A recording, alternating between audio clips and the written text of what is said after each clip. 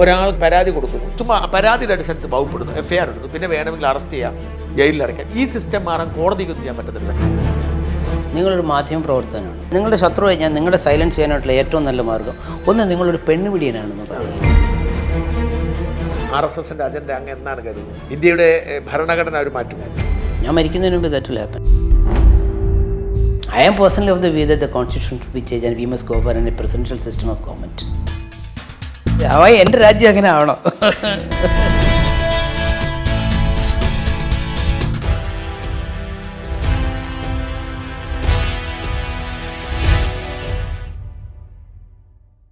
ഇപ്പോഴത്തെ സാഹചര്യത്തിൽ ചുമ്മാ FIR ഇടുന്നു, കേസെടുക്കുന്നു, ട്രെൻഡ് ഉണ്ടല്ലോ. ഉദാഹരണത്തിന് അങ്ങ് കൈകാര്യം ചെയ്ത PC ജോർജിന്റെ കേസ്. PC ജോർജിന് 2 കേസും അങ്ങനെ കൈകാര്യം ചെയ്തു. അതെ. അപ്പൊ ആദ്യത്തെ കേസ് എന്ന് പറയുന്നത് ഗൂഢാലോചന കേസ് പ്രതിയാവുന്നു. അതെ അതെ, ആ കേസ് തന്നെ അതെങ്ങനെ അങ്ങനെയൊക്കെ സംഭവിക്കുന്നു? അതെ, അതാണ് പറയുന്നത്. അതായത് അത് ശരിക്കും പറഞ്ഞു കഴിഞ്ഞാൽ ഇപ്പം നിങ്ങൾക്ക് എന്നെ വിമർശിക്കാൻ അവകാശമില്ലേ? ഉണ്ട്. നിങ്ങൾക്ക് മോഡിയെ വിമർശിക്കാൻ അവകാശമില്ലേ? ഉണ്ട്. നിങ്ങൾക്കിപ്പം RSSന്റെ ചീഫായിട്ടുള്ള RSSന്റെ ഫൗണ്ടറുടെ ഹെഗ്ഡേവാറിനെ വിമർശിക്കാൻ അവകാശമുണ്ട്. We are living in a free country. മനസ്സിലായില്ലേ? ഫ്രീഡം. നമ്മുടെ മനസ്സും ബുദ്ധിയും ഏത് രീതിയിലും പ്രകാശിപ്പിക്കാനായിട്ടുള്ള സ്വാതന്ത്ര്യമാണ് നമ്മുടെ ജീവിതത്തിൻ്റെയും നമ്മുടെ കോൺസ്റ്റിറ്റ്യൂഷനെ ആണിക്കല്ല്. അപ്പം അതിനെ ഹനിക്കുന്ന രീതിയിൽ പോലീസ് പവർ ഉപയോഗിച്ച് നമുക്ക് എന്ത് ചെയ്യാൻ പറ്റും? സാർ, അതിപ്പോൾ നടക്കുന്നു.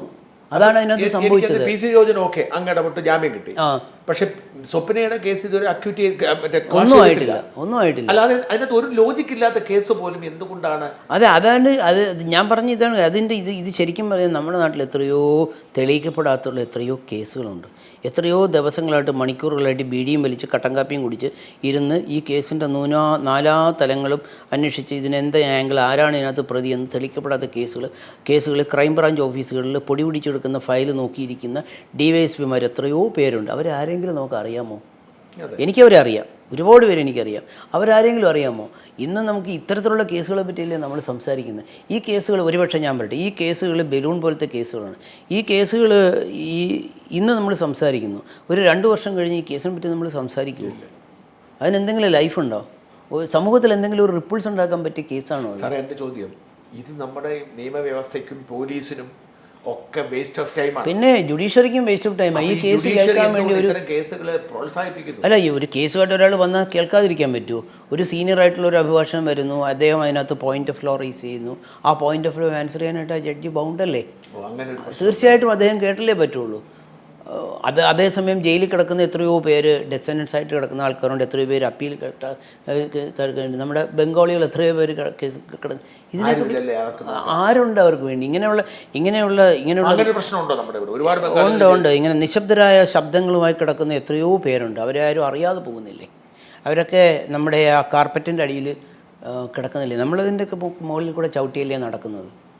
ഞാൻ പറഞ്ഞ ഇത് അവസാനിപ്പിക്കാൻ, അതായത് ഇപ്പം ഞാൻ മനസ്സിലാക്കുന്ന ഒരു കാര്യം, ഇപ്പം ഒരാൾക്ക് ഒരു പരാതി കൊടുക്കുന്നു, ആ പരാതിയുടെ പേരിൽ ഒരു വ്യാജ വകുപ്പുകളുണ്ട്, ചുമ്മാ പരാതിയുടെ അടിസ്ഥാനത്ത് വകുപ്പെടുന്നു, FIR എടുക്കുന്നു, പിന്നെ വേണമെങ്കിൽ അറസ്റ്റ് ചെയ്യാം, ജയിലിൽ അടയ്ക്കാം. ഈ സിസ്റ്റം മാറാൻ കോടതിക്കൊന്നും ചെയ്യാൻ പറ്റത്തില്ല. ഉണ്ട്. കോടതി അതുകൊണ്ടാണ് ഇപ്പോൾ വളരെ ലേറ്റസ്റ്റ് ആയിട്ട് പറഞ്ഞത്, എല്ലാ കേസിനകത്തും അറസ്റ്റ് മാൻഡേറ്ററി അല്ല, എന്നിട്ട് അറസ്റ്റ് ചെയ്യേണ്ട സാഹചര്യങ്ങൾ ഏതൊക്കെ എന്ന് പറഞ്ഞിട്ട് ലിസ്റ്റ് ഔട്ട് ചെയ്തു. 7 വർഷം വരെ ശിക്ഷിക്കാവുന്ന കേസുകളിൽ അറസ്റ്റ് ചെയ്യേണ്ട. അറസ്റ്റ് ചെയ്യുന്നതിന് മുമ്പായിട്ട് നിങ്ങൾ 41A പ്രകാരം നോട്ടീസ് കൊടുക്കണം. അല്ല, സുപ്രീം കോടതി ജഡ്ജ്മെൻറ്റ് വന്നതാണത്. സുപ്രീം കോടതി ജഡ്ജ്മെൻറ്റ് വന്നതാണ്. അല്ലാതെ എല്ലാ കേസിനകത്തും അറസ്റ്റ് ചെയ്യണമെന്ന് നിർബന്ധമില്ല. പിന്നെ അറസ്റ്റ് ചെയ്ത പ്രതിക്ക് ജാമ്യം കൊടുക്കുന്നതിനെ സംബന്ധിച്ച് ഒരുപാട് വ്യവസ്ഥകൾ ഇപ്പോൾ വളരെ റീസെൻ്റായിട്ട് ഒരു വിധി വന്നു. അതിനകത്ത് ഒരുപാട് ജാമ്യം കൈകാര്യം ചെയ്യേണ്ട രീതികളെ പറ്റി ഒരുപാട് റിലാക്സ് ചെയ്ത് വന്നു. ഒരാളൊരു കുറ്റം ചെയ്തു എന്ന് ആരോപിക്കപ്പെട്ടു കഴിഞ്ഞാൽ ഉടനെ തന്നെ അയാളെ പിടിച്ച് ജയിലിനകത്ത്. സാർ, അത് ശരിക്കും പറഞ്ഞു കഴിഞ്ഞാൽ അതൊരു കൊളോണിയൽ ചിന്താഗതിയുടെ ഭാഗമാണ്. അത് നമുക്ക് ഇതിൻ്റെ ആവശ്യമില്ല. അന്ന് ഇപ്പം നമ്മുടെ 120B ഗൂഢാലോചന അല്ലെങ്കിൽ 151A സർക്കാരിനെതിരെയുള്ള പ്രശ്നങ്ങൾ, ഇതെല്ലാം ശരിക്കും പറഞ്ഞു കഴിഞ്ഞാൽ ബ്രിട്ടീഷുകാർ ആപ്പാടെ ഇവിടെ പഠിക്കുമ്പം ഈ ഇന്ത്യ ഭരിക്കുമ്പോഴത്തേക്ക് അവർ ടോട്ടൽ ഓഫീസേഴ്സ് എത്ര പേരുണ്ടായിരുന്നു? 300 പേരുണ്ടായിരുന്നു. അവരാണ് ഇത്രയും വലിയൊരു രാജ്യത്തെ അവരുടെ കൈപ്പിടി നിർത്തിയിരുന്നത്. എങ്ങനെ സാധിച്ചു അത്? 200 വർഷം. അപ്പോൾ ഇത്തരത്തിലുള്ള നിയമമാണ് അതിനാവശ്യം. മനസ്സിലായില്ലേ? ഇപ്പോൾ ദേവികുളത്തുള്ള മജിസ്ട്രേറ്റ് കോടതി അത് യൂറോപ്യന്മാർക്ക് മാത്രം ഉണ്ടാക്കിയിട്ടുള്ള കോടതിയായിരുന്നു. അവിടെ യൂറോപ്യനാണ് മജിസ്ട്രേറ്റ്. അവിടെ ഇന്ത്യക്കാരന് യൂറോപ്യൻകാരനുമായിട്ട് പ്രതിയായി കഴിഞ്ഞ് കഴിഞ്ഞാൽ യൂറോപ്യൻകാരന് വേണ്ടി പ്രത്യേക കോടതി ഉണ്ടാക്കി, പ്രത്യേക സിസ്റ്റം ഓഫ് ലോ, പ്രത്യേക പോലീസ് അഡ്മിനിസ്ട്രേഷൻ എല്ലാം പ്രത്യേകമാണ്. അതുകൊണ്ടാണ് അവർക്കത് ഭരിക്കാൻ പറ്റിയത്.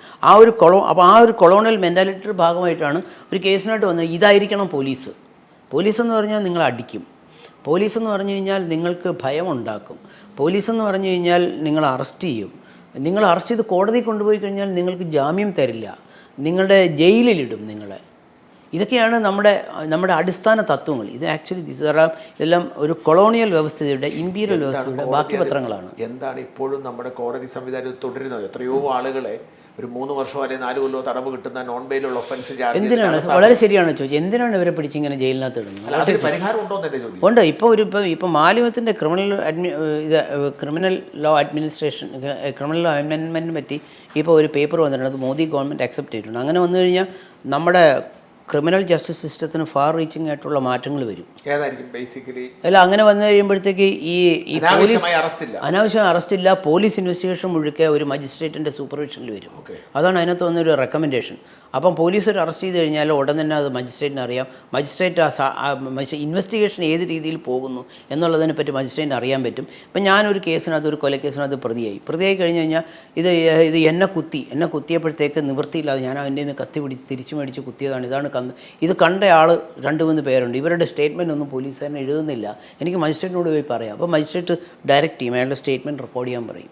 മനസ്സിലായില്ലേ? അത്തരത്തിലുള്ള റീഫോംസ് നമ്മുടെ. ചെറിയ ഉദാഹരണം, പാലായിലെ ഒരു കോൺഗ്രസ് പ്രവർത്തകൻ, അയാൾ ജോസ് കെ മാണിയുടെ ഭാര്യയെ പരിഹസിച്ചുകൊണ്ട് പോസ്റ്റ് ഇടുന്നു. നിഷാമാണി. അപ്പോൾ അയാൾ ആ പോസ്റ്റ് വേണേ ഒഴിവാക്കാം, പരിഹാസമാണ്. പക്ഷെ അതൊരു നമ്മൾ ഈ പറയുന്ന IT ആക്ട് 67A നിലനിൽക്കത്തില്ല. ഇല്ല. പക്ഷെ ആ വകുപ്പ് അനുസരിച്ച് അയാളെ അറസ്റ്റ് ചെയ്ത് ഏതാണ് 30 ദിവസം ജയിലിൽ. ഇഷ്ടമല്ലേ? അതുപോലെ തന്നെ ക്രൈം നന്ദകുമാറിനെതിരെ ഈ 67A കിട്ടും. ഏത് കേസിലാണ്? വീണ ജോർജിന്റെ എന്തോ രണ്ടാമത്തെ കേസിൽ, ആദ്യത്തെ കേസിൽ അയാളെ അറസ്റ്റ് ചെയ്തു. ഞാൻ പറഞ്ഞേ അതൊന്നും 67A നിലനിൽക്കാതെ തന്നെ ഇവരിട്ടാൽ ഇപ്പൊ എനിക്ക് പോലും ഭീഷണിയുണ്ട്. വേണമെങ്കിൽ ഞാൻ വളരെ ശ്രദ്ധിച്ച് ചെയ്യുന്ന ആളാണ്. നാളെ എനിക്കൊരു 67A സാർ, ഞാൻ അതിനുള്ള മറുപടി പറയട്ടെ സാർ. നമ്മളിപ്പോഴും ഇപ്പം നിഷാമാണിയുടെ കേസ് അങ്ങ് പറഞ്ഞു. ഇപ്പം നമ്മളിപ്പോഴും ആ ഫ്യൂഡൽ ചിന്താഗതിയിൽ നമ്മൾ പുറത്തു പോയിട്ടില്ല. ആ ഫ്യൂഡൽ ചിന്താഗതി ഞാൻ ആരാണ്? ഞാൻ KM മാണിയുടെ മരുമകളാണ്, ഞാൻ ജോസ് കെ മാണിയുടെ ഭാര്യയാണ്, ഞാനൊരു വലിയ ബിസിനസ്സുകാരൻ്റെ മകളാണ്, ഞാൻ ജനിച്ചിരിക്കുന്നത് തന്നെ ഒരു പ്രത്യേകമായ ഒരു സാഹചര്യത്തിൽ. ഈ ഈഗോയിൽ നിന്നുള്ളൊരു ചിന്തയാണ്. What is there? നിങ്ങളെ കളിയാക്കി, നിങ്ങളതാണോ? അല്ലല്ലോ. ആ കേസെടുത്ത പോലീസുകാരനെ ആദ്യമേ അവർ വിളിച്ചിട്ട് പറയണം, നിങ്ങൾക്ക് വേറെ ജോലിയൊന്നുമില്ലേ മിസ്റ്റർ? അയാൾ എന്നെപ്പറ്റി ഒരു പോസ്റ്റ് ഇട്ടാൽ ഞാൻ അതുപോലെയാണോ? നിങ്ങൾ എന്തിനു വിഷമിക്കുന്നു? അയാളടുത്ത് ഒരു 10 പോസ്റ്റ് കൂടി ഇടാൻ പറയൂ. ഈ രീതിയിൽ എന്തുകൊണ്ട് നിഷാമണിയെ പോലെ ഒരു സ്ത്രീയുടെ മനസ്സ് വളരുന്നില്ല? അമേരിക്കയിലൊക്കെ ഇപ്പം ഹിലാരി ക്ലിന്റനെ പറ്റിയൊക്കെ എന്തെല്ലാം പറയുന്നു ആൾക്കാർ. മാറ്റം വരാത്തതിൻ്റെ കാര്യം വെച്ചാൽ നമ്മുടെ മനസ്സ് ഇപ്പോഴും ആ ജന്മിത്ത വ്യവസ്ഥയിൽ നിന്നും മാറിയിട്ടില്ല. ആ ജന്മി കുടിയാനിൽ നിന്നുള്ളതാണ്. എന്നെപ്പറ്റി പറയാമോ? അങ്ങനെയാണെങ്കിൽ പോലീസ് ഇൻസ്പെക്ടർ വിളിച്ചിട്ട് ഇൻസ്പെക്ടർ ഫോൺ എടുത്തില്ല, അല്ലേ, സംസാരിച്ചില്ല.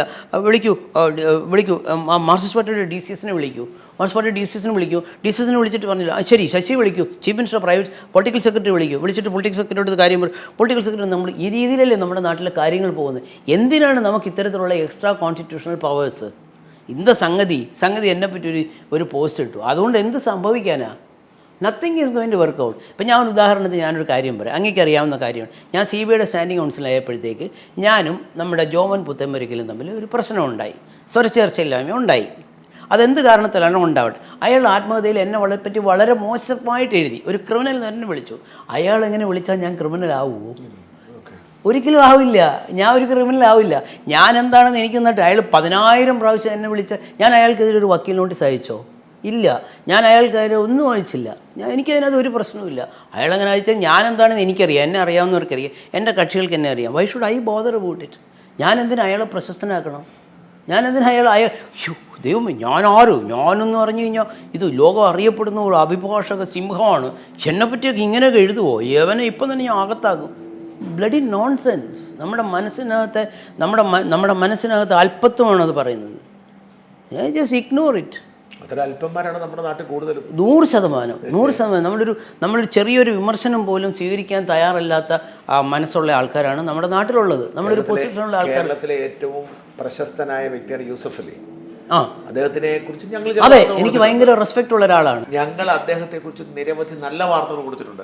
അദ്ദേഹത്തിന്റെ ചാരിറ്റി, പക്ഷേ ചില കാര്യങ്ങൾ കൊടുക്കുമ്പോൾ മാൾ നിർമ്മിക്കുമ്പോൾ നിയമ നിർമ്മാണം, ഒരു GST പ്രശ്നം, ഇദ്ദേഹം ഇറിറ്റേറ്റഡ് ആവുകയും രാജ്യം മുഴുവൻ നടന്ന് കേസ് കൊടുക്കുകയും ചെയ്തു. ഞാൻ ഈ പറഞ്ഞ കേസ് കൊടുക്കുകയാണ്. ഞാൻ പറഞ്ഞു ഇവരുടെ ഉള്ളത് സത്യമാണ്, അവർക്ക് വലിയ അഭിഭാഷകരുണ്ട്.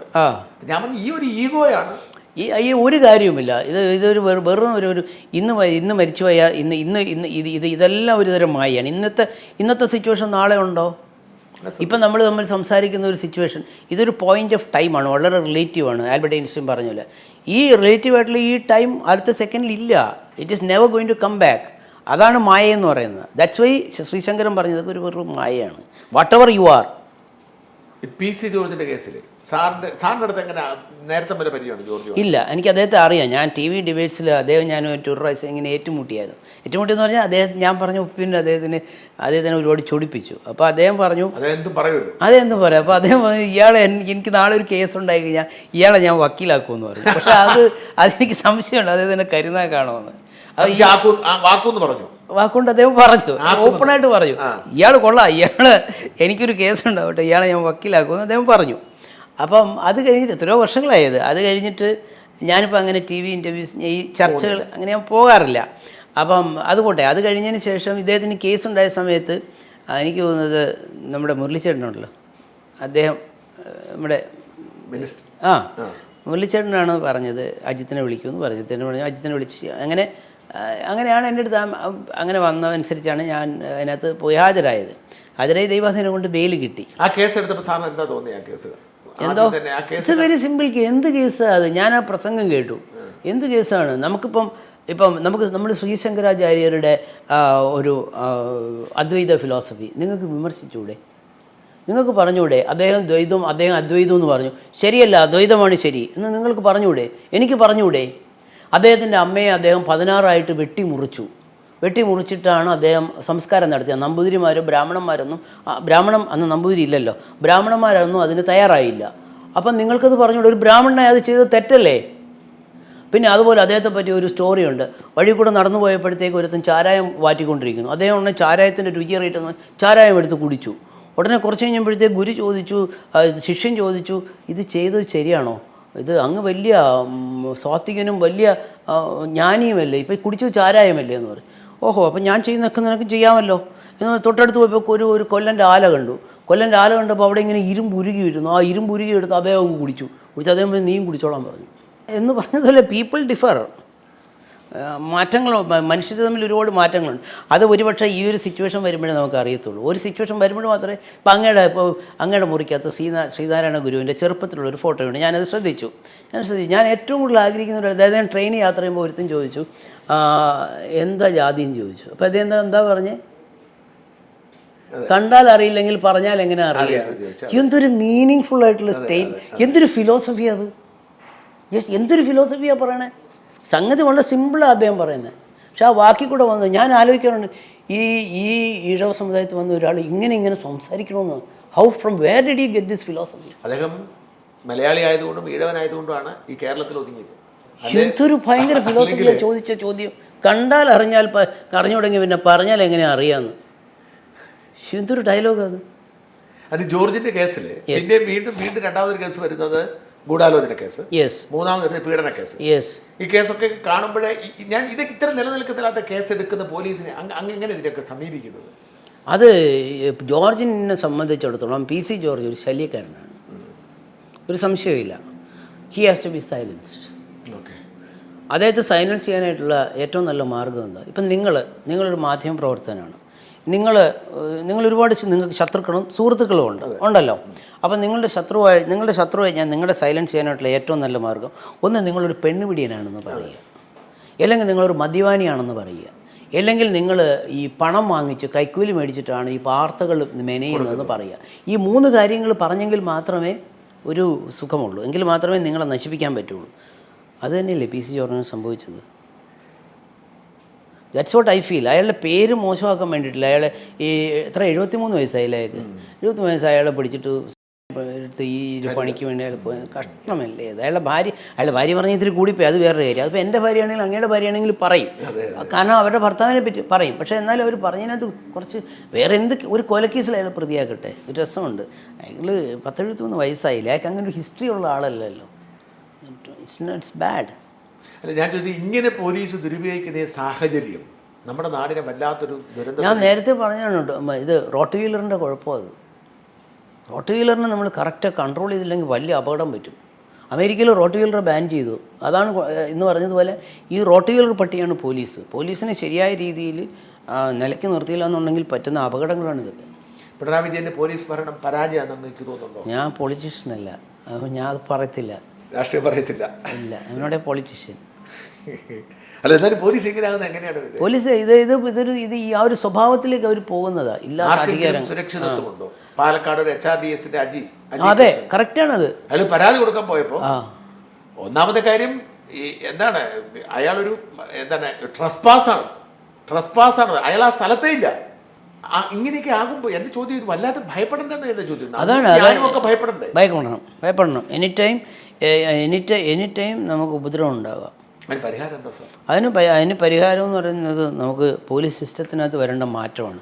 എൻ്റെ അഭിപ്രായത്തിൽ അതിനുള്ള മാറ്റം എന്ന് പറഞ്ഞാൽ പോലീസിനെ സൂപ്പർവൈസ് ചെയ്യാനായിട്ട്, ഇപ്പം ഞാൻ ചോദിക്കട്ടെ, ഇപ്പം ജുഡീഷ്യറി നമ്മൾ പറയുന്നു, കേരളത്തിലെ ജുഡീഷ്യറി അല്ലെങ്കിൽ ഇന്ത്യയിലെ ജുഡീഷ്യറി കൊള്ളാം, നല്ലതാണ് എന്ന് പറയാറില്ല. നമ്മൾ പറയാറുണ്ട്, ജനറലി ഞാൻ പറയാം. അതിൽ മോശമായ ആൾക്കാരുണ്ട്. ചീഫ് ജസ്റ്റിസ് തന്നെ ഒരു പ്രാവശ്യം പറഞ്ഞു ഇന്ത്യൻ ജുഡീഷ്യറി കറപ്റ്റാണെന്ന് രഞ്ജൻ ഗൊഗോയി പറഞ്ഞില്ലേ? അതൊക്കെ പിന്നാമ്പുറത്ത് നിർത്തിക്കൊണ്ട് തന്നെ ഞാൻ പറയുക. പക്ഷേ എന്തുകൊണ്ടാണ് ജുഡീഷ്യറിക്ക് അങ്ങനെ ഒരു ഇത് വരാൻ കാര്യം എന്താണെന്നറിയുമോ? അതിൻ്റെ കാരണം ജുഡീഷ്യറി ഈസ് ഇൻഡിപെൻഡൻറ്റ്, സ്വാതന്ത്ര്യമുണ്ട്. പോലീസിന് സ്വാതന്ത്ര്യമില്ല. പോലീസുകാരൻ അന്വേഷിക്കുന്ന കേസിനകത്ത് സത്യം കണ്ടെത്തി സത്യത്തിനോട് മാത്രം കൂറ് പുലർത്തി അദ്ദേഹത്തിന് ഒരു റിപ്പോർട്ട് കൊടുക്കാനായിട്ട് സത്യത്തിലൊരു പോലീസ് ഇൻസ്പെക്ടർക്ക് സ്വാതന്ത്ര്യമില്ല. അത് ശരിയാക്കി എടുക്കാൻ പറ്റത്തില്ല. അതെന്തുകൊണ്ടാണ്? അങ്ങനെയല്ലല്ലോ. നിങ്ങൾ ഈ രീതിയിൽ റിപ്പോർട്ട് കൊടുത്താൽ മതി, അവൻ അറസ്റ്റ് ചെയ്യണം, അവനെ പിടിക്കണം. അല്ല, അത് അവസാനിപ്പിക്കണ്ടേ? അത് വേണം. പൊളിറ്റിക്കൽ എക്സിക്യൂട്ടീവിന് ഇത്തരത്തിലുള്ള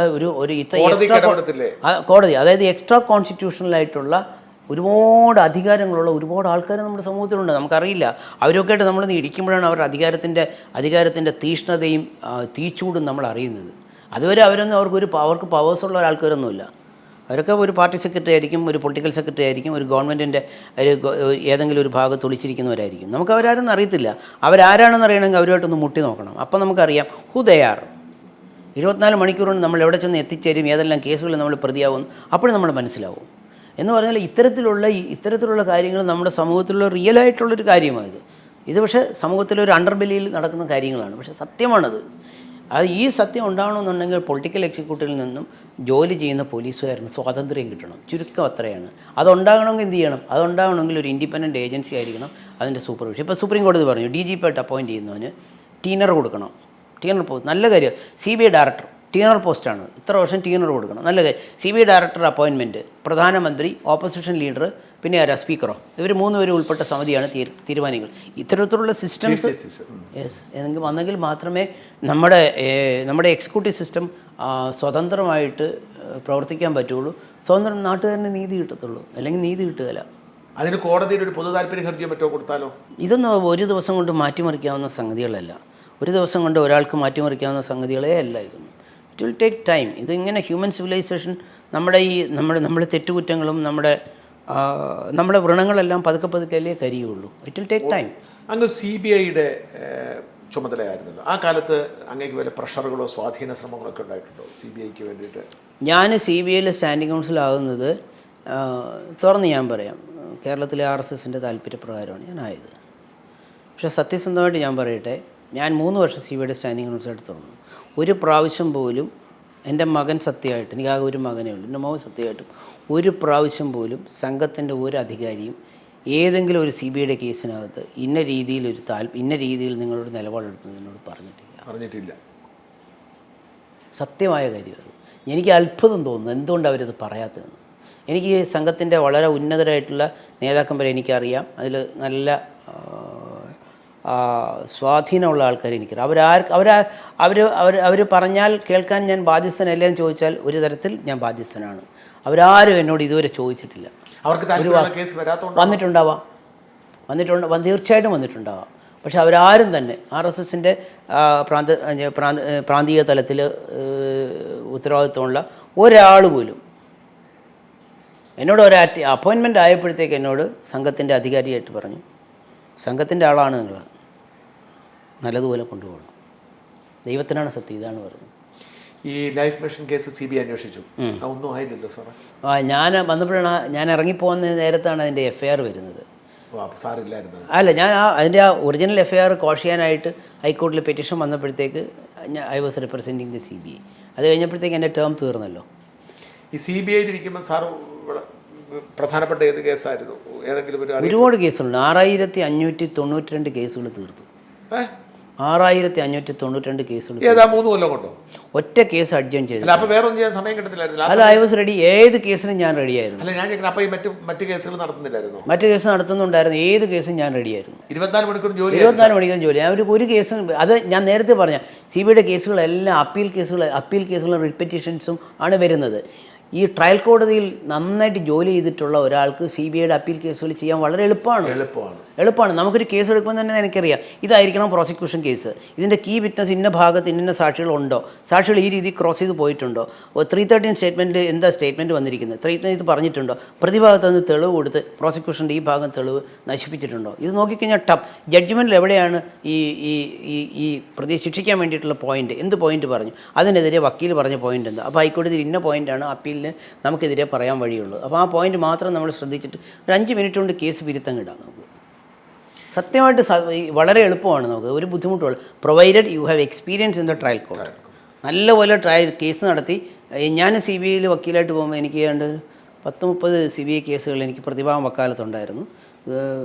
CBIക്കെതിരെ എനിക്ക് ഒരുപാട് കേസുകൾ ഞാൻ നടത്തിയിരുന്നു.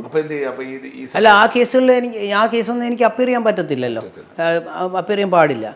എനിക്ക് CBIയുടെ ഇൻ്റർവ്യൂവിന് പോയപ്പോൾ അവർ ആദ്യം ചോദിച്ച ചോദ്യം ഇതാണ്. അതായത് തിരുവനന്തപുരം കൊല്ലത്തുണ്ട് ഹാപ്പി രാജേഷ് എന്ന് പറഞ്ഞ പത്രപ്രവർത്തകൻ്റെ ആയിട്ട് ബന്ധപ്പെട്ട ഒരു കേസുണ്ട്. ഹാപ്പി രാജേഷ് ഓട്ടോറിക്ഷ ഉണ്ണിത്തൻ്റെ കേസ്, അതുമായിട്ട് ബന്ധപ്പെട്ടൊരു കേസാണ്. ആ കേസിനകത്ത് അതിനകത്ത് കണ്ടെയ്നർ സന്തോഷനും മറ്റുമൊക്കെ ആയിട്ട് അപ്പീർ ചെയ്തത് പ്രതിഭാഗം അഡ്വക്കേറ്റ് ഞാനായിരുന്നു.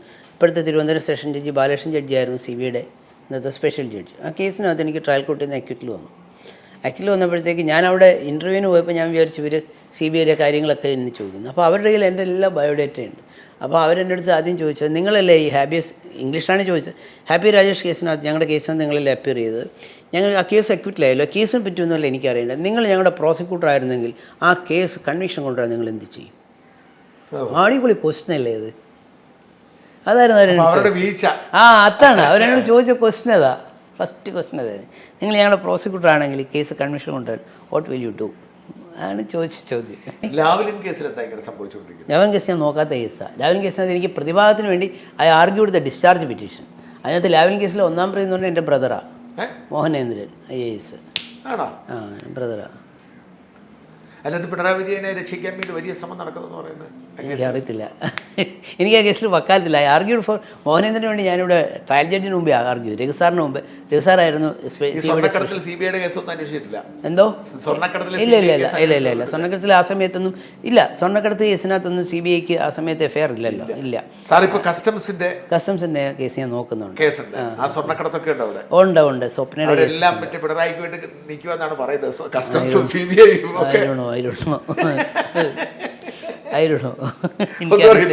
എനിക്കറിയത്തില്ല. അങ്ങനെ ഒരുപാട് കേസുകൾ നടത്തി. എനിക്കൊരു ബ്രേക്ക് ത്രൂ എന്ന കേസിനെ പറ്റി പറഞ്ഞില്ലേ, അത് ഒരു കേസ് ഞാൻ പറയാൻ വിട്ടുപോയി. തിരുവനന്തപുരത്തുണ്ടായ ഒരു പ്രശസ്തമായ ഒരു കേസാണ്. ജയകൃഷ്ണൻ എന്ന് പറഞ്ഞ ഒരുത്തൻ്റെ ഒരു CPIക്കാരനെ ഒരു പോലീസുകാരൻ വെടിവെച്ചു. ആ കേസാണ് എൻ്റെ ലൈഫിൽ അത് കഴിഞ്ഞിട്ടുണ്ടാകുന്ന ടേണിംഗ് പോയിന്റ്. ആ കേസിനകത്ത് ആ സമയത്ത് ഞാൻ ഇൻഡിപെൻഡൻ്റ് ആയപ്പോഴത്തേക്ക് ഈ കേസുമായിട്ട് എൻ്റെ ഒരു സുഹൃത്ത് എൻ്റെ അടുത്ത് വന്നു. ബാബുക്കുട്ടി എന്ന് പറഞ്ഞൊരു ഹെഡ് കോൺസ്റ്റബിളാണ് ആ വെടിവെച്ച പ്രതി. ആ കേസിനകത്ത് പ്രതിഭാഗത്തേക്ക് അപ്പീർ ചെയ്യുന്ന കുഞ്ഞിരാം മേനോൻ സാറാണ്. അപ്പോൾ ഇവൻ്റെ കയ്യിൽ കേസ് നടത്തി പൈസ എല്ലാം തീർന്നിട്ട് ഹൈക്കോടതി പോയിട്ട് ജസ്റ്റിസ് തുളസിദാസ് കേസ് റിമാൻഡ് ചെയ്ത് വീണ്ടും റീട്രയലിനായിട്ട് ജസ്റ്റിസ് കമാൽ പാഷ സാർ, അന്ന് അദ്ദേഹമാണ് ഇവിടുത്തെ സെഷൻസ് ജഡ്ജ്, D3 3-ാം ജഡ്ജി, അദ്ദേഹത്തിൻ്റെ മുമ്പിൽ വന്നപ്പോഴത്തേക്ക് അവൻ്റെ പൈസ വന്നു. അങ്ങനെ അവൻ കുറച്ച് പൈസ തരാമെന്ന് പറഞ്ഞ് എൻ്റെ കൊണ്ട് തന്നു. I appeared for the defence.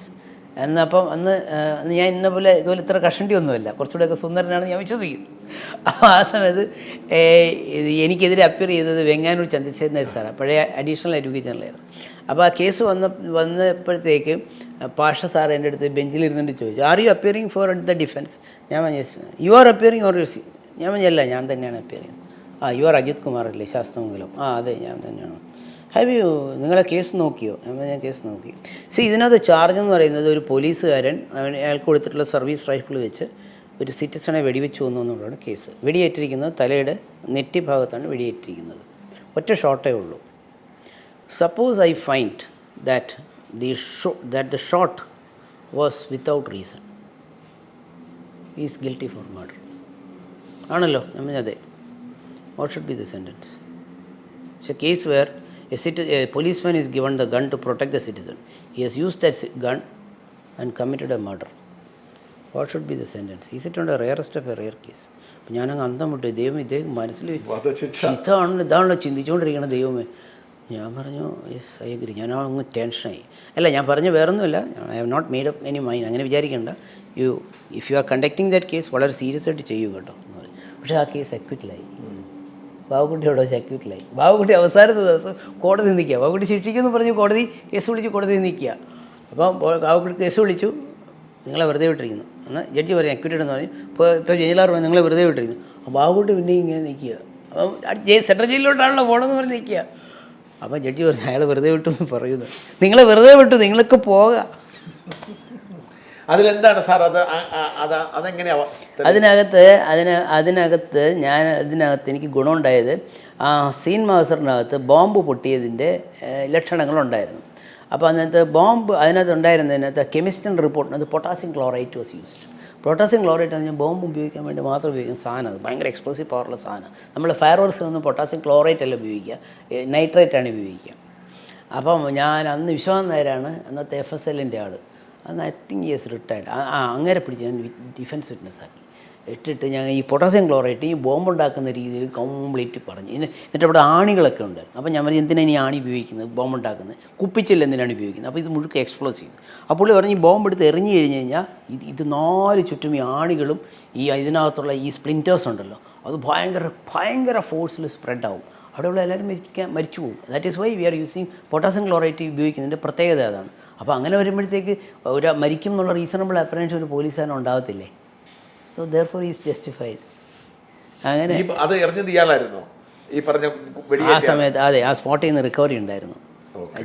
ജയേഷിനെ വെടിവെച്ച സെൽഫ് ഡിഫെൻസ് പോലെയായി. യെസ്, സെൽഫ് ഡിഫെൻസ് പോലെയായി. പിന്നെ അതിനകത്ത് സാങ്ഷൻ്റെ ക്വസ്റ്റ്യൻ ഉണ്ടായിരുന്നു. That was secondary question.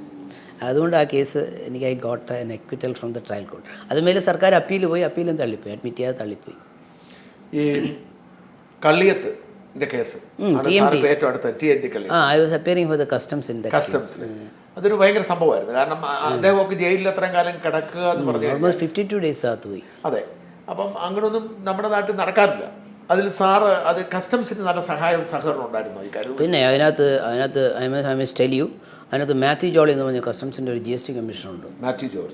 Mathew Jolly is from Thodupuzha, direct IRS-കാരനാണ്. Is the commissioner there.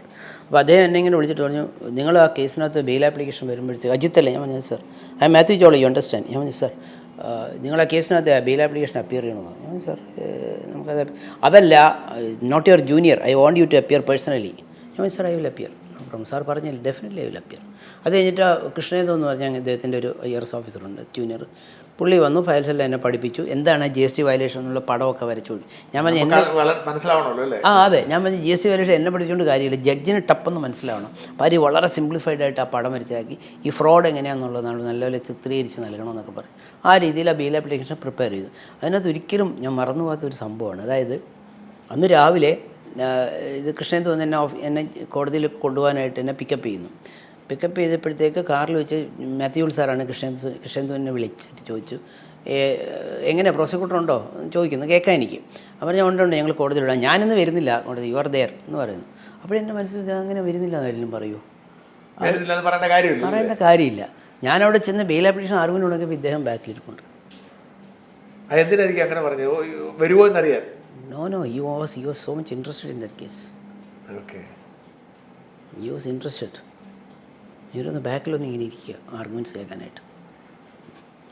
ജാമ്യം നിഷേധിച്ചു. ഞാൻ നിഷേധിച്ചു. 2 പ്രാവശ്യം പെറ്റീഷൻ ഇവിടെ തള്ളി. 53 ദിവസം ജയിലിൽ കിടന്നു. സാറിന് സമ്മർദ്ദം വല്ലതും ഉണ്ടായോ? സ്വാഭാവികമായിട്ട് വലിയൊരു സമ്പന്നൻ അല്ല, നാച്ചുറലി അതിലെന്താ വാട്ട് ഇസ് ദയർ. ഇപ്പം ഞാനൊരു കേസിനകത്ത് പ്രതിയായി കഴിഞ്ഞ് കഴിഞ്ഞാൽ ആരെങ്കിലും ജയിലിൽ കിടക്കാനായിട്ട് ആഗ്രഹിക്കും? ഒരു ലോകത്ത് ഒരു മനുഷ്യനും ആഗ്രഹിക്കത്തില്ല. മഹാത്മാഗാന്ധി പോലും അദ്ദേഹം സ്വാതന്ത്ര്യ സമരത്തിലായതുകൊണ്ട് കിടന്നു, അല്ലാതെ ഒരിക്കലും ആഗ്രഹിക്കത്തില്ലല്ലോ. അപ്പം നാച്ചുറലി അവർ സഹായിക്കാൻ പറ്റുമെന്നൊക്കെ രീതിയിൽ. പക്ഷേ ഞാൻ what can I do about it? ആ കേസ് അങ്ങനത്തെ കേസല്ലേ. ഞാൻ പറഞ്ഞു എനിക്കതിനകത്ത് നിങ്ങൾ ജയിലിൽ കിടക്കണമെന്ന് എനിക്കൊരു ആഗ്രഹമില്ല. കേസിനകത്ത് ഉള്ള കാര്യം എന്ന് വെച്ചാൽ ഞാൻ കോടതി പറയും. ഐ വിൽ സേ ദാറ്റ് എന്ന് പറഞ്ഞു. Okay sir. ഞാൻ പറഞ്ഞു രാംപിള്ള സാറാണ് അപ്പിയർ ചെയ്ത് എക്സലൻ്റ്ലി ആർഗ്യൂഡ് ദാറ്റ് കേസ്. രാംപിള്ള സാറാണ് ഡിഫൻസ് എക്സലൻ്റായിട്ട് അദ്ദേഹം പ്രസൻറ്റ് ചെയ്തു. പക്ഷേ 2 പ്രാവശ്യം ബെയിൽ ആപ്ലിക്കേഷൻ ഗോട്ട് ഡിസ്മിസ്ഡ്. അവസാനം 52 ദിവസം കഴിഞ്ഞിട്ടാണ് ബെയിൽ കിട്ടിയത്. Taking in to consideration. വലിയ അഴിമതി തന്നെ അവർ നടത്തിയത്. അയാൾ തന്നെ സ്വന്തം കമ്പനി ഉണ്ടാക്കിയിട്ട് തട്ടിപ്പ് നടത്തിയല്ലേ GST. ഭയങ്കര ഫ്രോഡാണ് അത്. ഭയങ്കര ഫ്രോഡാണ്. കസ്റ്റംസുകാരുടെ ഫയലിനകത്ത് അവരുടെ കേസ് അതാണ്. ശിക്ഷിക്കപ്പെടാം. ആ കേസ് നല്ല രീതിയിൽ അവന്മാർ കൊണ്ടുപോകുന്നുണ്ട്. അവന്മാർ നല്ല നല്ല നല്ല കിടിലൻ ടീമാണ് എൻ്റെ പുറകിലുള്ള. പക്ഷേ കസ്റ്റംസിൻ്റെ സ്വർണ്ണ കേസിൽ ഈ ആവേശം നിങ്ങളാരും കാണിക്കുന്നില്ലല്ലോ. അതെനിക്കറിയത്തില്ല. അത് പക്ഷേ ഈ കേസിനെ പറ്റി എനിക്ക് നന്നായിട്ട് അറിയാം. ഈ കേസ് സാറില്ലേ? സ്വർണ്ണ കേസിൽ സാറില്ല. അല്ല, സ്വർണ്ണ ഇൻവെസ്റ്റിഗേഷനായിട്ട് നമുക്ക് യാതൊരു ബന്ധമില്ല. നമ്മളെല്ലാം ചെയ്യുന്നത് അവർ ഫയൽ കൊണ്ടുവരും മാത്രം നമ്മൾ നോക്കിയാൽ പറ്റിയത് കൊടുത്താൽ പോരെ. പക്ഷേ ഈ മറ്റേ GST കേസിനകത്ത് എനിക്കറിയാം അവന്മാർ ആ ഓഫീസർ കിടിലൻ ഓഫീസറാണ്. മാത്യു ജോളി ഭീകര സാധനമാണ്. അയാളെ സ്വാധീനിക്കാൻ പറ്റുന്ന ആളല്ല. ഏയ്, അല്ലെങ്കിൽ അവന്മാർക്ക് എത്ര കോടി രൂപ ആസ്തിയുള്ള കമ്പനിയല്ലേ? ആര്? ഈ മാത്യു ജോളി. ഞാൻ അങ്ങനെ കള്ളിയത്തുകാരൻ. അതുകൊണ്ട് തന്നെ മാത്യു ടെറിഫിക് ഓഫീസർ, അടിപൊളി ഓഫീസറായി. അങ്ങനത്തെ ഓഫീസർമാരുണ്ട്. ഓയ്, നോ ഡൗട്ട് അബൌട്ട്. അങ്ങേരെ മറ്റേ നേരത്തെ ഇരുന്ന സുമിത് കുമാർ അടിപൊളി ഓഫീസേഴ്സ് അല്ലേ. സുമിത് കർ ഇരിക്കുമ്പോഴാണല്ലോ സ്വപ്നയുടെ കേസൊക്കെ അവിടെ വരുന്നത്. സുമിത് കർ എല്ലാ പ്രോസിക്യൂട്ടേഴ്സിനും വാച്ച് ചെയ്യും. നമ്മുടെ ഓഫീസിൽ വരും. നമ്മുടെ ഓഫീസ് വന്നിട്ട് എന്താ വേണ്ട, എൻ്റെ ഓഫീസേഴ്സ് എന്താ നിങ്ങൾക്ക് ചെയ്യേണ്ടത്, വാട്ട് ഈസ് യുവർ പ്രോബ്ലം, എന്താ വെഹിക്കിളോ എന്തെങ്കിലും പ്രശ്നമുണ്ടോ, you tell me, you can call me any time, you know my mobile number. അത്ര ഇൻട്രസ്റ്റ് എടുക്കും സുമിത് കുമാർ. ഭൂരിപക്ഷം ഓഫീസർമാർ നല്ല ഓഫീസർമാരാണ് അല്ലേ? നല്ല ഓഫീസർ. കാരണം ഇതിപ്പം പഴയ കാലത്താണ്. എനിക്ക് തോന്നുന്നില്ല ഈ ഡയറക്റ്റ് IRSകാരൊക്കെ ഞാൻ പരിചയപ്പെട്ടില്ല. ഈ പറഞ്ഞ ഓഫീസേഴ്സൊക്കെ എനിക്ക് നല്ല രാഘവൻ സാർ അവിടെ ഇരുന്ന് ഇപ്പം റബ്ബർ ബോർഡിൽ പോയി വിട്ടു പുള്ളി ഇപ്പം വേറെ ഏതിലോട്ട് പോയി അല്ലേ? കസ്റ്റംസിൽ തിരിച്ച് വന്നോ? അല്ല, അദ്ദേഹം കസ്റ്റംസ് കമ്മീഷണർ ആയിരുന്നു. നോർക്കയിലുണ്ടായിരുന്നു. Then he was executive director rubber board. ഭീകര ഓഫീസറാണ്, അടിപൊളി ഓഫീസറാണ്. അവരെ അറിയപ്പെടാതെ പോകുന്ന സ്പോർട്സുകാരനാണ്. പഴയ ക്രിക്കറ്ററാണ് അദ്ദേഹം. അടിപൊളി ഡോക്ടറാണ്, അടിപൊളി ഓഫീസറാണ്. It's very honest officer. അങ്ങ് ഞാൻ മുമ്പ് സംസാരിച്ചപ്പോൾ ഈ പിണറായി വിജയനെ കുറിച്ചൊക്കെ ചോദിച്ചപ്പോൾ അങ്ങ് അഭിപ്രായം പറയുന്നില്ല എന്ന് പറഞ്ഞു. അങ്ങ് പക്ഷെ ഒരു സാമൂഹ്യ നിരീക്ഷകൻ കൂടിയാണ്, ഒരു അഭിഭാഷകനാണ്, സാമൂഹ്യ നിരീക്ഷകൻ. അപ്പം അങ്ങ് കേരളത്തിലെ ഇപ്പോഴത്തെ ഈ പറയുന്ന പോലീസ് ഇങ്ങനെ കയറി ഊരിവിട്ടിരിക്കുന്ന സിസ്റ്റം വിമർശിക്കുന്നത്, ഉദാഹരണത്തിന് സ്വപ്നയുടെ 161 സ്റ്റേറ്റ്മെൻറ്റിൻ്റെ അവരുന്നയിച്ച ആരോപണങ്ങളാണ് ശരിക്കും പറഞ്ഞാൽ കേസെടുക്കുന്നത്. അതെടുക്കാതെ ഉന്നയിച്ച് അവർക്കെതിരെ കേസെടുക്കുന്ന ഒരു പോലീസ് രീതിയൊക്കെയുള്ള നമ്മുടെ പൊളിറ്റിക്സ് കൂടുതൽ എന്താ പറയുക ഏകാധിപത്യത്തിലേക്ക് പോകുന്നുണ്ടോ, നമ്മുടെ നാടിൻ്റെ ജനാധിപത്യ സ്വഭാവം നഷ്ടപ്പെടുന്നു, അങ്ങനെയൊക്കെ തോന്നുന്നുണ്ടോ? അല്ല, ശരിക്കും പറഞ്ഞാൽ നമുക്കൊരു ബെനവലൻ ഡിക്റ്റേറ്റേഴ്സ് ആവശ്യമുണ്ട്. ഇപ്പോൾ ഒരു ഓർഗനൈസേഷനെ പറ്റി പറയുകയാണെങ്കിലേ, ഡോണ്ട് തിങ്ക് ദാറ്റ് ഞാൻ പ്രൊജസ്റ്റ് ആണെന്ന് പറയല്ലേ. എനിക്ക് RSS വളരെ എനിക്കിഷ്ടമുള്ളൊരു ഓർഗനൈസേഷനാണ്. അവിടെ തമാശ കളിയൊന്നുമില്ല. ഒരു കാര്യം ചെയ്യാൻ പറഞ്ഞു കഴിഞ്ഞാൽ no reason no season, you have to do it.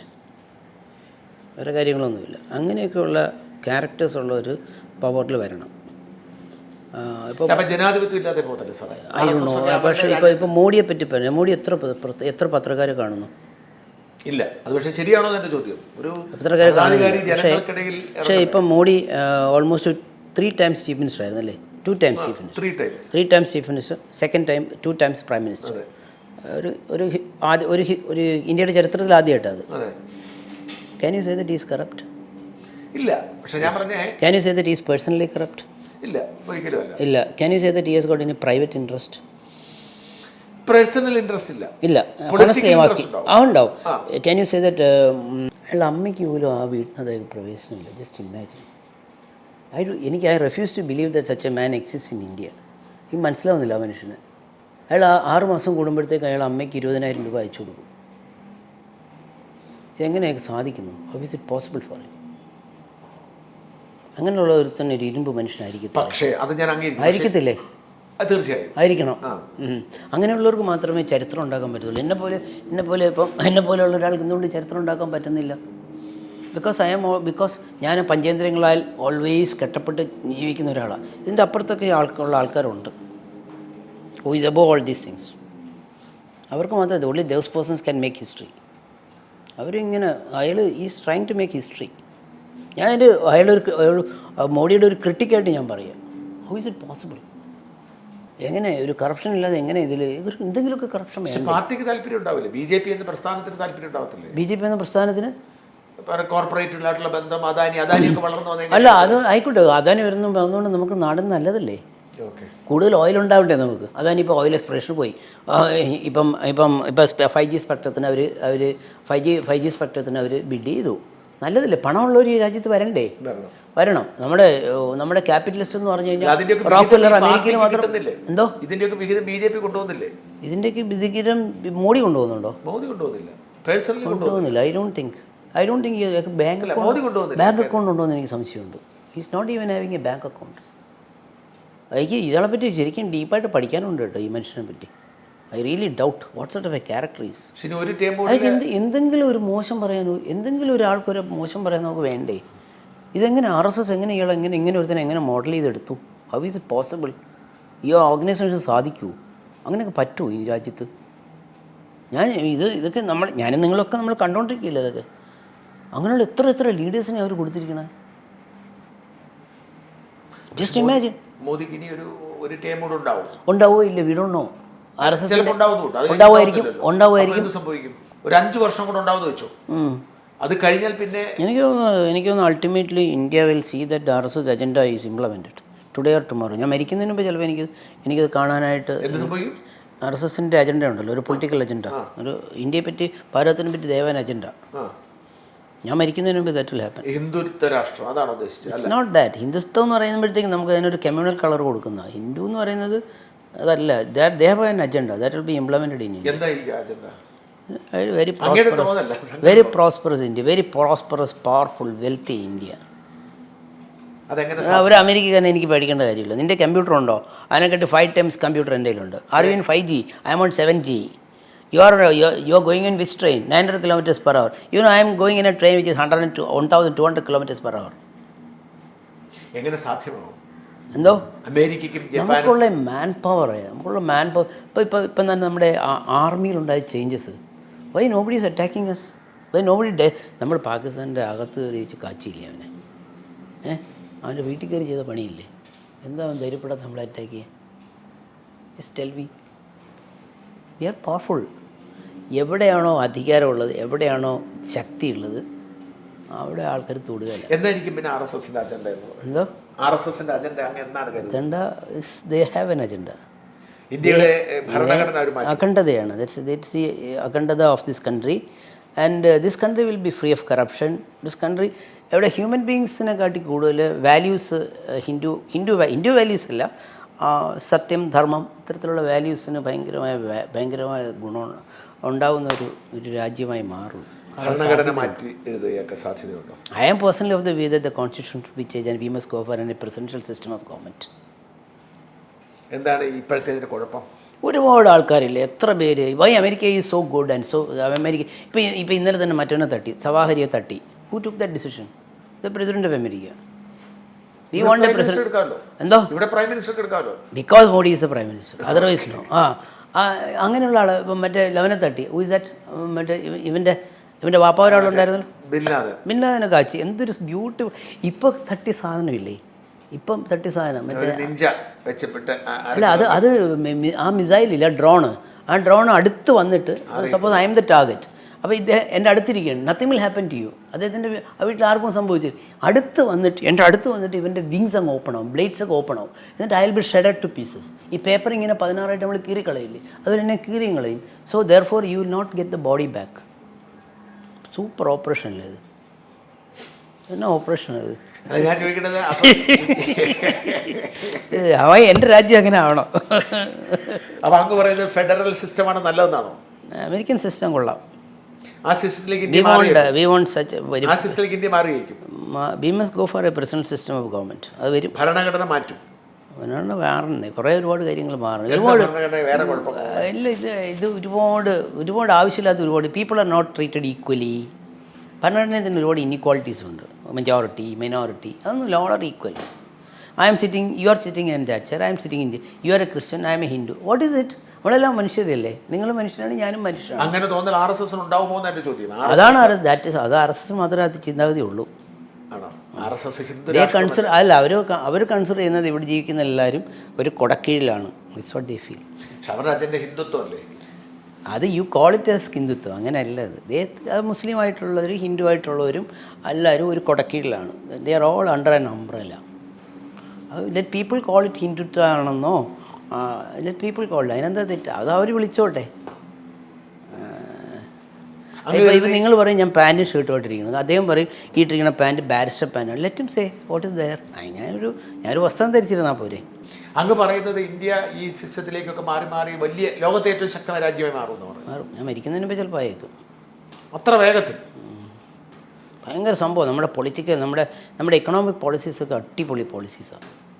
ഇപ്പം തന്നെ ആർ ബിയുടെ പോളിസീസ്, മോണിറ്ററി പോളിസീസ്, ഇവിടെ ഷെയർ മാർക്കറ്റ് കൊണ്ട് കയറിയുണ്ട്. ഫോറിൻ ഫണ്ട്സ് വരുന്ന കണ്ടില്ലേ? ഈ മെനഞ്ഞാന്ന് വന്നിരിക്കുന്ന 1500 കോടി കൂടുതൽ തിരിച്ച് പണം ഇങ്ങോട്ട് വന്നു. Although rupees going down. നമ്മുടെ റുപ്പി ഇപ്പം 80 79.82 ആയി. റുപ്പി താഴോട്ട് പോയി. എന്നിട്ട് ഈ പണം ഇങ്ങോട്ട് വരികയല്ലേ? So much foreign money is coming back. അതെന്താ അത്? Have you ever thought of that? Economic ടൈംസൊക്കെ വായിക്കുമ്പോൾ നമുക്കറിയാം. നമുക്ക് ഭയങ്കര ബിസിനസ്സുകൾ വരുന്നില്ല. ഇപ്പോൾ അഡാനിയൊക്കെ ഒരു 10 വർഷം 15 വർഷം മുമ്പ് കേട്ടിട്ടുണ്ടോ? ഇല്ലേ? ഇപ്പോൾ റിലയൻസിനെ പറ്റി ഒരു 25 വർഷം മുമ്പ് കേട്ടിട്ടുണ്ടോ? റിലയൻസ് ഒന്നും അല്ലായിരുന്നു. Conglomerates, multinationals are coming up in India. എത്ര സ്റ്റാർട്ടപ്പുകൾ, എത്ര IITs, എത്ര IIMs, എത്ര ഹോസ്പിറ്റൽസ്, എയിംസ്, എത്ര സാധനം ഗ്രോയിങ് അപ്പ്. ഭയങ്കരമായിട്ട് നമ്മൾ അടിച്ചു മതി. നമ്മൾ ശരിക്കും പറയാം, നമ്മൾ കേരളത്തിൽ നമ്മൾ പറഞ്ഞതെല്ലാം മോശമെന്നാണ് പറയുന്നത്. കേരളത്തിൽ all that you have in Kerala is politics. There is no professionalism, ഒന്നുമില്ല. ഇപ്പം ഞാൻ മെഡിക്കൽ കോളേജിലൊരു ഡോക്ടറാണ്. അങ്ങ് you are a cardiologist. Okay. ഏറ്റവും കൂടുതൽ ക്രിട്ടിക്കൽ കാർഡിയോ പേഷ്യൻസ് ഉള്ളത് തിരുവനന്തപുരത്താണ്. മനസ്സിലായില്ലേ? But you like to have a transfer in Calicut. What you do? You go and ask the political executive. പക്ഷേ നിങ്ങൾ തിരുവനന്തപുരത്താണോ നിങ്ങളുടെ സർവീസിന് കേരളത്തിന് ആവശ്യം, അതോ കോഴിക്കോടിനാണോ നിങ്ങളുടെ സർവീസ് കഴിക്കുന്നത്? തീരുമാനിക്കേണ്ടത് ആരാ? തീരുമാനിക്കുന്നത് ഒരു ബോർഡ് ഓഫ് ഡോക്ടേഴ്സാണ്, അല്ലേ? That's not happening. അത് പ്രൊഫഷണലിസം ഇല്ല. അതാണ് ഈ കുഴപ്പം. അത് ജഡ്ജസ്, അത് ഈ എക്സിക്യൂട്ടീവ് പോസ്റ്റിലേക്കുള്ള സെലക്ഷൻ, ദാറ്റ് ഈസ് വൈ നമ്മുടെ IAS ലോബി തകർന്നു പോയത്. അതാണ് IAS എന്ന് പറഞ്ഞാൽ മറ്റേ മലയാറ്റൂരിൻ്റെ ഒരു നോവലില്ലേ, ഏതാ? യന്ത്രം. Yes, you must have read it. ശരിക്കും അത് പറഞ്ഞാൽ it's an iron frame of India. But IAS quality has come down. True, Amitabh ഖാനിനെ പോലുള്ള കിടിലൻ സാധനങ്ങൾ അതിനകത്തുണ്ട്, ഐ ആം അവെയർ. പക്ഷേ എന്നാലും അതിൻ്റെ ക്വാളിറ്റി ഒരുപാട് it has gone down. That is because അത് ഈ പൊളിറ്റിക്കൽ എക്സിക്യൂട്ടീവ് അവനെ അടിച്ച് സ്ലോ ചെയ്ത് അവൻ്റെ പവർ അത്രയും പോയി. അവനൊരു നട്ടലുള്ള ഓഫീസേഴ്സ് വളരെ കുറവ്. TN ശേഷനൊക്കെ പോലുള്ള നട്ടലുള്ള ഓഫീസേഴ്സ് ആരെങ്കിലും ഉണ്ടോ? ഈ RSS നിശബ്ദമായാണ് പ്രവർത്തിക്കുന്നത്, അല്ലേ? അവർക്ക് വേറെ താല്പര്യം, രാജ്യ താല്പര്യമുള്ളതെന്നാണ് പറയുന്നത്. ഓർഗനൈസേഷൻ അത്രേ ഉള്ളൂ. It's a beautiful organisation. ഇസ്രായേലുമായിട്ടും ബന്ധമുണ്ടെന്നു, അല്ലേ? ഇസ്രായേലും അമേരിക്ക, എനിക്ക് തോന്നുന്നത് ഉണ്ടാകാം. പക്ഷേ they have an agenda, no doubt. വിരോധമില്ലേ RSSന്? ഇല്ല. They have an agenda against Islamisation, terrorism, അതിനെതിരെ ഉണ്ട്. They have. But not even against PDP ഉണ്ടെന്ന് എനിക്ക് തോന്നുന്നില്ല. സ്പിരിച്വൽ ഇസ്ലാമിനെതിരെ അവർ മിണ്ടുന്നില്ല, അവർ കുഴപ്പമില്ല. നോ ദേ ഹാവ് എൻ ആം. അവർക്ക് തന്നെ ഉണ്ടല്ലോ, എന്താ, രാഷ്ട്രീയ മുസ്ലിം മഞ്ച് എന്ന് പറയുന്ന ഓർഗനൈസേഷൻ, RSM എന്ന് പറഞ്ഞൊരു ഓർഗനൈസേഷൻ, രാഷ്ട്രീയ മുസ്ലിം മഞ്ച് എന്ന് പറയുന്നത് RSSൻ്റെ ഒരു വിങ്ങില്ലേ, മുസ്ലിങ്ങളുടെ ഒരു വിങ് ഉണ്ടല്ലോ. They have. ഒരു മോഡിയുടെ അഡ്വൈസേഴ്സ് ഒരുപാട് മുസ്ലിംസ് ഉണ്ടല്ലോ. ഐ നോ ഒരുപാട് പേര്. I not personally, I know that there are people. അപ്പോൾ കോൺഗ്രസിന് ഇത് തിരിച്ചവരുമില്ല. It's a family party. Once a family breaks, it breaks. പക്ഷേ ഇവിടെ ഈ പിണറായിയാണ് ഇവിടെ ഈക്വലൈസ് ചെയ്തിരിക്കുന്നത്. ഇവിടെ എത്താൻ പറ്റുന്നില്ല കേരളത്തിൽ BJPക്കൊന്നും. അത് കറക്റ്റാണ്. ബിക്കോസ് ഇതിപ്പോൾ നമ്മൾ വളരെ മൈനോറിറ്റി ലെവലിലോട്ട് അനലൈസ് ചെയ്യുമ്പോഴത്തേക്ക് ഒരു പക്ഷേ നമ്മൾ നേരത്തെ പറഞ്ഞ അനാലിസിസ് ഒന്നും വർക്കൗട്ട് ആവണമെന്നില്ല. That is right. അതുണ്ടാവണമെന്നില്ല. ഇപ്പോൾ പ്രമോദ് മഹാജനെ പോലെ ലീഡർ നമുക്ക് കേരളത്തിൽ നിന്ന് ഉണ്ടാക്കിയെന്ന് ചോദിച്ചു കഴിഞ്ഞാൽ how will I be able to answer that? One of the best organisers we have ever seen, അല്ലേ? അയാൾ ഈ പാർട്ടി കെട്ടിപ്പടുത്താൻ വേണ്ടി അയാളുടെ മരണമൊക്കെ ദുരൂഹമെന്ന് പറയുന്നു. ആയിരിക്കാം, ഐ ഡോണ്ട് നോ. പക്ഷേ ഭയങ്കര ഒരു വണ്ടർഫുൾ പേഴ്സണാലിറ്റി ആയിരുന്നു അയാൾ, അല്ലേ? വണ്ടർഫുൾ പേഴ്സണാലിറ്റി, ഭയങ്കര ഓർഗനൈസേഷൻ സ്കില്ലുള്ള ആളല്ലേ. മോദിയിൽ നിന്ന് അമിത്ഷായിലേക്കാണോ പോകുന്നത് അതോ യോഗിയിലേക്കാണോ? അങ്ങനെ എനിക്ക് തോന്നുന്നത് യോഗി ഈസ് എന്നെ പവർഫുൾ. ഇയാളെ കൊണ്ട് എങ്ങനെ ഇത് സാധിക്കണം? എത്ര വയസ്സുണ്ട് പുള്ളിക്ക്? ഇതുള്ളി 47 അല്ലേ? 47. എങ്ങനെ സാധിക്കണം ഇയാൾ? രാവിലെ എണീറ്റ് പശുവിനെ കറക്കും, ആശ്രമത്തിലെ പൂജ ചെയ്യും. സത്യമാണ് ഇതൊക്കെ. എന്നിട്ട് രാവിലെ എണീറ്റ് സകല മിനിസ്റ്റേഴ്സിനെ വിളിക്കും. രാവിലെ 7 മണിക്ക് പബ്ലിക്കിനെ കാണും. How is it possible? എനിക്ക് പറ്റുന്ന ലാഭയുടെ 4-5 കേസ് എൻ്റെ കയ്യിലുണ്ട്. എനിക്ക് 2 കേസ് തിരിച്ച്. How is it possible? ഇത്ര ഡെഡിക്കേറ്റഡ് ആവാൻ എങ്ങനെ പറ്റുന്നു? ശരിയല്ലേ? ഈ പറയുന്നതൊക്കെ സത്യമാണെങ്കിൽ really they are all different persons. അവിടെ ഓൾമോസ്റ്റ് ക്രൈം റേറ്റ് ഒത്തിരി കുറഞ്ഞില്ലേ യു പിയിൽ? സാർ കുറഞ്ഞില്ലേ സാർ? ക്രൈം റേറ്റ് കുറഞ്ഞു, സ്റ്റേറ്റ് എന്തോരം വളർന്നു. സത്യമല്ലേ സാർ? യൂസഫ് അലിക്ക് വിശ്വാസം യു പിയിലാണ്. സാർ അതേ ഇത്രയും പൈസ അയാളോട്. Is A business man. ഒരു ബിസിനസ് മാൻ 1 രൂപ ഇടണമെങ്കിൽ ഈ ഓൺസ് റിട്ടേൺ. അയാൾ അവിടെ കൊണ്ടുവന്ന് സാധനം നടത്തണമെങ്കിൽ എന്ത് വിശ്വാസമല്ല ചെയ്തിരിക്കുന്നത്. Just imagine. ഒരു ആൻറ്റി മുസ്ലിമാണ് അവിടെ ചെല്ലുമോ? സന്തോഷം. Thank you sir.